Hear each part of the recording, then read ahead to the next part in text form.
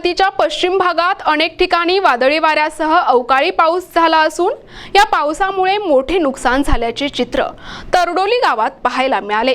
याबाबत प्रशासनाने दखल घ्यावी अशी मागणी करण्यात आली आहे। बारामतीच्या गावात गेले 2 दिवस वादळी वाऱ्यासह जोरदार पाऊस सुरू असून यामुळे शेतकऱ्यांचे नुकसान होत असल्याचे पाहायला मिळाले। अनेक ठिकाणी विद्युत तारांचे खांब पडले असल्यामुळे विद्युत पुरवठा खंडित झाला आहे। तरडोली गावाच्या हद्दीत तुकाईनगर या ठिकाणी यावेळी 8 घरांचे नुकसान झाले आहे। तालुक्यातील नुकसानग्रस्त गावांची बारामती महसूल प्रशासनाच्या वतीने तहसीलदार गणेश शिंदे यांनी भेट देऊन पाहणी केली। यावेळी स्थानिक तलाठी आणि ग्रामसेवक ग्रामपंचायत पदाधिकारी यांची उपस्थिती होती। मी सदाशिव दादा माने तरडोली या गावचे तुकाईनगरचे रहिवासी असून माझ्या काल वादळी वाऱ्याच्या पावसात माझ्या घराचे पूर्ण छत उडून गेले व त्यामुळे माझ्या घराचे पूर्ण नुकसान झाले व माझी मुलं बाळ सगळी उघड्यावर पडलेली आहेत आणि त्यामुळे तुम्ही काहीतरी मदत करावी अशी माझी